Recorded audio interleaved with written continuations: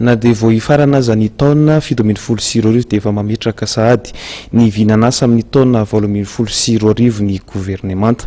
Akoatra ny asa fampandrosoana dia todika betsaka amin'ny lafiny sosialy ny asa tanteran'ny gouvernemanta hoy ny premier ministre Mahafaly Olivier Solonandrasana amin'ny taona ho avy iny. Itodika betsaka kokoa amin'ny lafiny sosialy ny asa tanterahan'ny gouvernemanta mandritra ny taona 2024 araka ny nambaran'ny premier ministre Mahafaly Olivier Solonandrasana.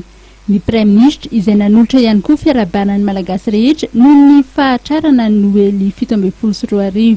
Mahafaly azy zany ny manolotra fiarabany ho anisy tokantrano noho ny fahatratrarantsika sahady ny fetin'ny krismasy ary mirary ihany koa ny tenako mba samy ahatratra ny fetin'ny farataona atsika ary andingana ihany koa ny taona vaovao 2024 ho lavitry ny rofo sy ny aretina ilomana ao anatin'ny fahasalamana ary ahazo fahasoavana be da be ao ambany fitarian'Andriamanitra zany mba ahafahantsika miatrika mpitoniana zany ao anatin'ny asa dida manandraikitra izay atsoroan'ny tsiraray zany ny taona 2024 zany.